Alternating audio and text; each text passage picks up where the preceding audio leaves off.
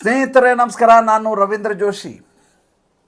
ಎಲ್ಲವೂ ಸರಿಯಾಗಿ ನಡೀತಾ ಇದೆ ಅನ್ನುವಾಗಲೇ ಮಹಾರಾಷ್ಟ್ರದ ಉಪಮುಖ್ಯಮಂತ್ರಿ ಏಕನಾಥ್ ಶಿಂದೆ ಬಾಲ ಬಿಚ್ಚಲಿಕ್ಕೆ ಶುರು ಮಾಡಿದ್ದಾರೆ. ನಿಮಗೆ ಗೊತ್ತು, ಮೊನ್ನೆ ವಿಧಾನಸಭಾ ಚುನಾವಣೆಯ ಸಂದರ್ಭದಲ್ಲಿ ಫಲಿತಾಂಶ ಬಂದಾದ ಮೇಲೆ ಮಹಾ ವಿಕಾಸ್ ಅಘಾಡಿ ಸಂಪೂರ್ಣ ಪತನಗೊಂಡು ಮಹಾಯುತಿ ಅಂತ ಏನಿತ್ತಲ್ಲ, ಭಾರತೀಯ ಜನತಾ ಪಾರ್ಟಿ ಏಕನಾಥ್ ಶಿಂದೆ ಬಣ ಹಾಗೂ ಅಜಿತ್ ಪವಾರ್ ಬಣ, ಅದು ಇನ್ನಿಲ್ಲದ ಹಾಗೆ ಬಹುಮತವನ್ನು ಗಳಿಸಿದ ಮೇಲೆ ಅಧಿಕಾರವನ್ನು ಹಿಡಿಯಲಿಕ್ಕೆ ಪ್ರಮಾಣ ವಚನ ಸ್ವೀಕಾರ ಸಮಾರಂಭ ಮಾಡಲಿಕ್ಕೆ ಭಾಳಷ್ಟು ಕಾಲ ತೆಗೆದುಕೊಳ್ಳಬೇಕಾಯಿತು. ಕಾರಣವೇನು? ಮುಖ್ಯಮಂತ್ರಿ ಆಯ್ಕೆಯ ಪ್ರಕ್ರಿಯೆ ಅಲ್ಲ, ಜೊತೆಗಿದ್ದಂಥ ಏಕನಾಥ್ ಶಿಂದೆ ನಾನೇ ಮುಖ್ಯಮಂತ್ರಿ ಆಗಬೇಕು ಅಂತ ಹಗಲುಗಾನಸ್ ಕಾಣಿಸ್ಲಿಕ್ಕೆ ಶುರು ಮಾಡ್ತಾರೆ. ಜೊತೆಗೆ ಆ ರೀತಿಯ ಒತ್ತಡವನ್ನು ಹೇರುವ ಪ್ರಯತ್ನ ಮಾಡ್ತಾರೆ. ಇದ್ದಕ್ಕಿದ್ದ ಹಾಗೆ ನಾಪತ್ತೆ ಆಗ್ತಾರೆ. ಹುಷಾರಿಲ್ಲ ಅಂತ ಹಳ್ಳಿಗೆ ಹೋಗಿ ಕೂತ್ಕೊಂಡ್ಬಿಡ್ತಾರೆ. ಪತ್ರಿಕಾಗೋಷ್ಠಿಯಲ್ಲಿ ತಮ್ಮ ವೈಮನಸ್ಯವನ್ನು ತೊಡ್ಕೋತಾರೆ. ನಾನು ಉಪಮುಖ್ಯಮಂತ್ರಿ ಸ್ಥಾನವನ್ನು ಇನ್ನೂ ಒಪ್ಕೊಂಡಿಲ್ಲ ಅಂತ ಹೇಳ್ತಾರೆ. ಇಷ್ಟೆಲ್ಲ ತಾಪತ್ರಯಗಳಾದ ಮೇಲೆ ಕೊನೆಗೆ ದೇವೇಂದ್ರ ಫಡ್ನವೀಸ್ ಮುಖ್ಯಮಂತ್ರಿಯಾಗಿ ಪ್ರಮಾಣ ವಚನವನ್ನು ಸ್ವೀಕಾರ ಮಾಡ್ತಾರೆ. ಜೊತೆಗೆ ಅಜಿತ್ ಪವಾರ್, ಏಕನಾಥ್ ಶಿಂದೆ ಉಪಮುಖ್ಯಮಂತ್ರಿ ಆಗ್ತಾರೆ. ಉಪಮುಖ್ಯಮಂತ್ರಿ ಆಗುವಾಗಲೇ ನನಗೆ ಮನಸ್ಸಿಲ್ಲ ಅನ್ನುವುದನ್ನು ಸ್ಪಷ್ಟವಾಗಿ ತೋರಿಸ್ಕೊಡ್ತಾರೆ ಏಕನಾಥ್ ಶಿಂದೆ. ಅದಾದಮೇಲೆ ಇಷ್ಟು ದಿವಸದವರೆಗೂ ಏಕನಾಥ್ ಶಿಂದೆ ಮುಖ್ಯಮಂತ್ರಿ ನಿವಾಸವನ್ನು ಬಿಟ್ಟುಕೊಟ್ಟಿಲ್ಲ ದೇವೇಂದ್ರ ಫಡ್ನವೀಸ್ಗೆ. ಇರಲಿ, ಅದು ಒತ್ತಟ್ಟಿಗಿರಲಿ. ಇತ್ತೀಚೆಗೆ 2 ಸಚಿವ ಸಂಪುಟದ ಸಭೆ ನಡೆಯುತ್ತೆ. ಸಭೆಗೆ ಹಾಜರಾಗುವುದಿಲ್ಲ ಏಕನಾಥ್ ಶಿಂದೆ. ಅಷ್ಟೇ ಅಲ್ಲ, ಮೊನ್ನೆ ಇವರ ಏಕನಾಥ್ ಶಿಂದೆ ಬಣದ ಶಿವಸೇನೆಯ ಸಚಿವನಾದ ಉದ್ಯೋಗ ಮಂತ್ರಿಯಲ್ಲಿ ಉದಯ್ ಸಾಮಂತ್ ಅಂತ ಇದ್ದಂಥ ವ್ಯಕ್ತಿ, ಉದಯ್ ಸಾಮಂತ್ ಅಂತ ಹೆಸರು ವ್ಯಕ್ತಿ ಒಂದು ಆದೇಶವನ್ನು ಜಾರಿ ಮಾಡ್ತಾರೆ. ಏನಂತ? ನನ್ನ ಶಿಫಾರಸು ಇಲ್ಲದೆ, ನನ್ನ ಅನುಮತಿ ಇಲ್ಲದೆ ಯಾವುದೇ ಇಲಾಖಾ ಆದೇಶಗಳು ಹೋಗಕೂಡದು. ಇದು ಸ್ವತಃ ಮುಖ್ಯಮಂತ್ರಿಯನ್ನು ಬೈಪಾಸ್ ಮಾಡಿದ ಹಾಗೆ. ಯಾಕೆಂದರೆ ಇಲಾಖಾ ನಿರ್ಣಯಗಳನ್ನು ಸಚಿವರು ತೆಗೆದುಕೊಳ್ಳೋದು ಹೌದು, ಆದರೆ ಸಚಿವ ಸಂಪುಟದಲ್ಲಿ ಅವು ಪಾಸ್ ಆಗಿರ್ತವೆ. ಇದನ್ನು ಮೀರಿ ಮುಖ್ಯಮಂತ್ರಿಯವರು ಯಾವುದೇ ಸಚಿವದ ಖಾತೆಗೆ ಕೈ ಹಾಕಬಹುದು, ತಮಗೆ ಬೇಕಾದಂಥ ಕೆಲಸಗಳನ್ನು ಮಾಡಿಕೋಬಹುದು. ಆದರೆ ಈ ಉದಯ್ ಸಾಮಂತ್ ಅನ್ನುವಂಥ ವ್ಯಕ್ತಿ ಅಂತ ಉದ್ದಟತನವನ್ನು ಮಾಡ್ತಾರೆ. ಅಂದರೆ ನನ್ನ ಕೇಳಲಾರದೆ ಯಾವ ಕೆಲಸ ಆಗಬಾರ್ದು ಅಂತ ಆದೇಶವನ್ನು ಹೊರಡಿಸ್ಬಿಡ್ತಾರೆ. ಯಾವಾಗ ದೇವೇಂದ್ರ ಫಡ್ನವೀಸ್ಗೆ ಈ ವಿಚಾರ ಗೊತ್ತಾಗತ್ತೋ, ಗೊತ್ತಾದ ತಕ್ಷಣ 2 ಕೆಲಸ ಮಾಡ್ತಾರೆ ದೇವೇಂದ್ರ ಫಡ್ನವೀಸ್. ಮೊದಲೇದು, ನೇರವಾಗಿ ರಾಜ್ ಠಾಕ್ರೆ ಮನೆಗೆ ಹೋಗ್ತಾರೆ. ರಾಜ್ ಠಾಕ್ರೆಗೂ ಇದಕ್ಕೇನು ಸಂಬಂಧ ಅಂತ ನೀವು ಕೇಳ್ಬೋದು. ರಾಜ್ ಠಾಕ್ರೆ ಮಹಾರಾಷ್ಟ್ರದ ರಾಜಕಾರಣದಲ್ಲಿ ಅಪ್ರಸ್ತುತ ಆಗಲಿಕ್ಕೆ ಯಾವತ್ತೂ ಸಾಧ್ಯವೇ ಇಲ್ಲ. ಯಾವತ್ತೂ ಪ್ರಸ್ತುತವೇ. ಆತನಿಗೆ ಸೀಟುಗಳಿಲ್ಲದೆ ಇರಬಹುದು, ಆದರೆ ಸೀಟುಗಳನ್ನು ಸೋಲಿಸುವಲ್ಲಿ ಆತ ನಿಪುಣ. ಒಂದು ಚುನಾವಣೆ ನಡೆದ ಸಂದರ್ಭದಲ್ಲಿ ಆತ ಗೆಲ್ಲಲಾರ ಭಾಳಷ್ಟು ಕಡೆ, ಆದರೆ ಬೇರೆಯವ್ರನ್ನ ಸೋಲಿಸುವುದರಲ್ಲಿ ನಿಪುಣ. ಈತನ ಮಗ ಇದ್ದಾರಲ್ಲ, ಅಮಿತ್ ಠಾಕ್ರೆ ಅಂತೇಳಿ, ರಾಜ್ ಠಾಕ್ರೆ ಮಗ, ಆತ ಮುಂಬೈನ ಮಾಹಿಮ್ ಕ್ಷೇತ್ರದಿಂದ ಚುನಾವಣೆಗೆ ನಿಂತಿದ್ದ ಮೊನ್ನೆ ವಿಧಾನಸಭಾ ಚುನಾವಣೆಯಲ್ಲಿ.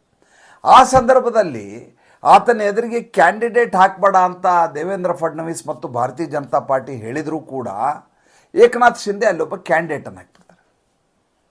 ನಮ್ಮ ಭದ್ರಕೋಟೆ ಅದು, ನಾವು ಅಂಥ ಕ್ಷೇತ್ರ ಬಿಡೋಕ್ಕಾಗತ್ತಾ? ಯಾವುದೋ MNSಗೋಸ್ಕರ ನಾವು ಹೇಗೆ ಬಿಡೋದು, ರಾಜ್ ಠಾಕ್ರೆಗೋಸ್ಕರ ಅಂತ ಉದ್ದಟತನವನ್ನು ಮಾಡ್ತಾರೆ. ರಾಜ್ ಠಾಕ್ರೆಯ ಮಗ ಸೋಲ್ತಾರೆ, ಅಮಿತ್ ಠಾಕ್ರೆ. ಆ ಮಗ ಸೋತಿರುವಂಥ ಸೇಡಿದೆಯಲ್ಲ, ಆ ಸೇಡು ತೀರಿಸ್ಕೊಳ್ಳೋಕ್ಕೆ ರಾಜ್ ಠಾಕ್ರೆ ಕಾಯ್ತಾ ಇರ್ತಾರೆ. ಸರಿಯಾದ ಸಂದರ್ಭದಲ್ಲಿ ದೇವೇಂದ್ರ ಫಡ್ನವೀಸ್ ಹೋಗಿ ಅಲ್ಲಿ ಮಾತುಕತೆ ಕೂತ್ಕೋತಾರೆ. ಕೂತ್ಕೊಂಡು ಬರಲಿರುವಂಥ ಬೃಹನ್ ಮುಂಬೈ ನಗರ ಪಾಲಿಕಾ ಚುನಾವಣೆಯ ಕುರಿತಾಗಿ ಏನೇನು ಸ್ಟ್ರಾಟಜಿಗಳನ್ನು ಮಾಡಬೇಕು ಮಾಡಲಿಕ್ಕೆ ತಯಾರು ಮಾಡ್ಕೋತಾರೆ.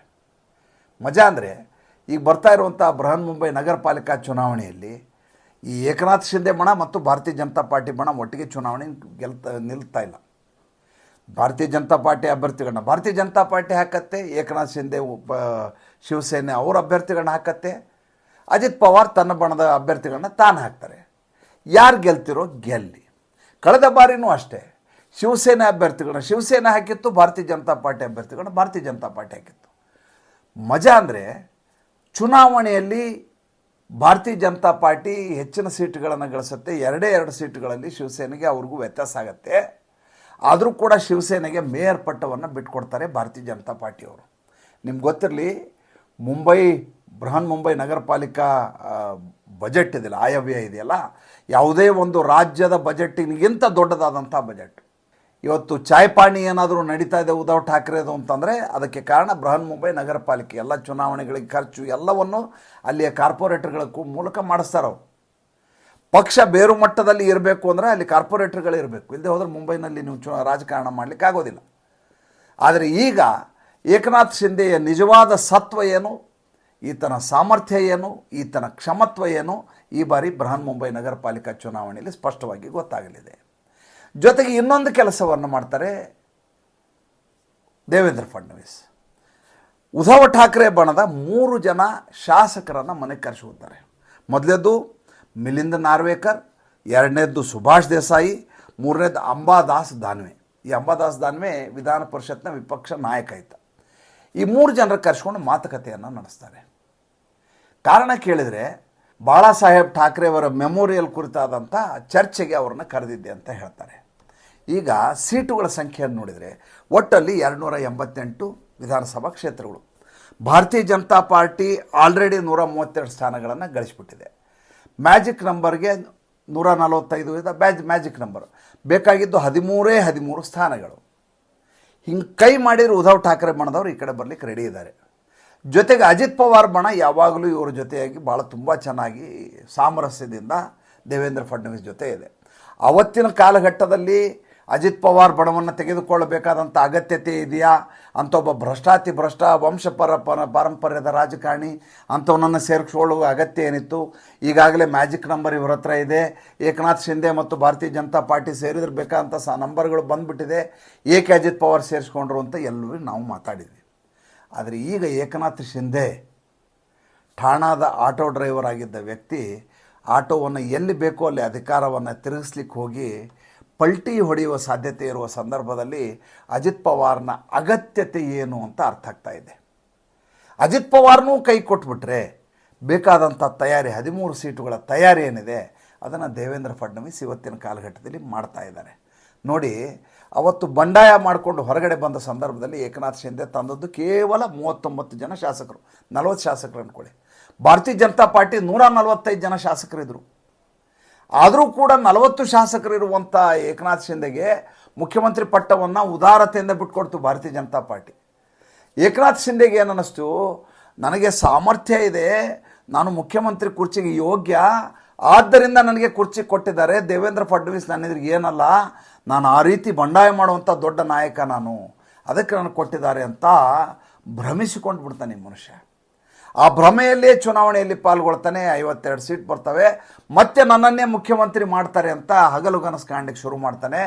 ಆದರೆ ಅಮಿತ್ ಶಾ, ನರೇಂದ್ರ ಮೋದಿ ಬೆನ್ನು ತಟ್ತಾರೆ. ರಾತ್ರಿ ಮುಗೀತು, ಕನಸು ಕಾಣಬೇಡ, ಎಚ್ಚೆತ್ಕೋ, ಹಗಲಾಗಿದೆ, ಫಲಿತಾಂಶ ಬೇರೆ ಇದೆ, ನಿನ್ನ ಟೆಂಪ್ರರಿ ಆವತ್ತಿನ ಕಾಲಘಟ್ಟದಲ್ಲಿ ಆವತ್ತಿನ ಅಗತ್ಯತೆಗೆ ನಿನ್ನನ್ನು ಕೂಡಿಸಿದ್ವಿ. ಭಾರತೀಯ ಜನತಾ ಪಾರ್ಟಿ ಖಾಯಮ್ಮಾಗಿ ಬೇರೆಯವ್ರು ಮುಖ್ಯಮಂತ್ರಿ ಮಾಡಲಿಕ್ಕೆ ಮಹಾರಾಷ್ಟ್ರದಲ್ಲಿ ರಾಜಕಾರಣ ಮಾಡ್ತಾ ಇಲ್ಲ. ಶರದ್ ಪವಾರ್ನನ್ನೇ ಮನೆಗೆ ಕಳಿಸಿದವ್ರು ನಾವು, ಉದ್ಧವ್ ಠಾಕ್ರೆನನ್ನೇ ಅಡ್ರೆಸ್ ಇಲ್ದಂಗೆ ಮಾಡಿದವ್ರು ನಾವು, ನೀನು ಯಾವ ಗಿಡದ ತಪ್ಪಲು ಅಂತ ಬೆನ್ನು ತಟ್ಟಿ ಹೇಳ್ತಾರೆ. ಆದರೆ ಈತನಿಗೆ ಅರ್ಥವೇ ಆಗೋದಿಲ್ಲ ಏಕನಾಥ್ ಶಿಂದೆಗೆ. ಈತ ಅದೇ ಆಟಾಟೋಪವನ್ನು, ಅದೇ ಅಟ್ಟಹಾಸವನ್ನು ಮಾಡ್ಕೊಂಡು ಮೆರೆಯುವ ಸಂದರ್ಭದಲ್ಲಿ ಈಗ ದೇವೇಂದ್ರ ಫಡ್ನವೀಸ್ ಯಾವ ರೀತಿಯ ತಂತ್ರಗಾರಿಕೆಯನ್ನು ಮಾಡಬೇಕು ಅದನ್ನು ಮಾಡಲಿಕ್ಕೆ ಶುರು ಮಾಡಿದ್ದಾರೆ. ಅಮಿತ್ ಶಾ ಮತ್ತು ನರೇಂದ್ರ ಮೋದಿಗೆ ಯಾವತ್ತೂ ಒತ್ತಡದಲ್ಲಿ ಕೆಲಸ ಮಾಡಿ ಅಭ್ಯಾಸ ಇಲ್ಲ. ಪಕ್ಷದ ಒಳಗಿರ್ಬೋದು, ಪಕ್ಷದ ಹೊರಗಿರ್ಬೋದು, ದೇಶದ ಒಳಗಿರ್ಬೋದು, ದೇಶದ ಹೊರಗಿರ್ಬೋದು, ಅಂಥ ಶಕ್ತಿಗಳನ್ನು ಹೇಗೆ ಪತನ ಮಾಡಬೇಕು, ಹೇಗೆ ಗುಡಿಸಿ ಗುಂಡಾಂತರ ಹಾಕಬೇಕು ಅಂತ ತುಂಬ ಚೆನ್ನಾಗಿ ಗೊತ್ತಿದೆ. ಅದಕ್ಕೆ ಸಾಕ್ಷಿ ನಮ್ಮ ಕಣ್ಣೆದುರಿಗಿರುವಂಥ ಶರದ್ ಪವಾರ್, ಅದಕ್ಕೆ ಸಾಕ್ಷಿ ನಮ್ಮ ಕಣ್ಣೆದುರಿಗಿರುವಂಥ ಉದ್ಧವ್ ಠಾಕ್ರೆ, ಅದಕ್ಕೆ ಸಾಕ್ಷಿ ನಮ್ಮ ಕಣ್ಣೆದುರಿಗಿರುವಂಥ ಗಾಂಧಿ ಕುಟುಂಬ. ಇದಕ್ಕಿಂತ ಬೇರೆ ನೇಪಥ್ಯಕ್ಕೆ ಕಳಿಸಿದಂಥ ಬೇರೆ ಉದಾಹರಣೆ ನಿಮಗೆ ಸಿಗೋಕ್ಕೆ ಸಾಧ್ಯವೇ ಇಲ್ಲ. ಹಾಗಿರುವಾಗ ಏಕನಾಥ್ ಶಿಂದೆ ಇವ್ರ ಎದುರಿಗೆ ನಾಟಕ ಮಾಡಲಿಕ್ಕೆ ಬಂದರೆ ಎಷ್ಟರ ಮಟ್ಟಿಗೆ ಅದನ್ನು ಸಾಧನೀಯ ಆ ರೀತಿಯದಾದಂಥ ಅಟ್ಟಹಾಸವನ್ನು ಮೆರೆಯಲಿಕ್ಕೆ ಸಾಧ್ಯ ಅಲ್ವಾ? ಯೋಚನೆ ಮಾಡಿ ನೋಡಿ. ಸಂಚಿಕೆ ಇಷ್ಟ ಆಗಿದ್ದರೆ ಲೈಕ್ ಮಾಡಿ, ಫಾಲೋ ಮಾಡಿ, ಶೇರ್ ಮಾಡಿ. ದಯವಿಟ್ಟು ನಮ್ಮ ಮುಕ್ತ ಪತ್ರಿಕೋದ್ಯಮಕ್ಕೆ ಆರ್ಥಿಕವಾಗಿ ಬೆಂಗಾವಲಾಗಿ ನಮಸ್ಕಾರ.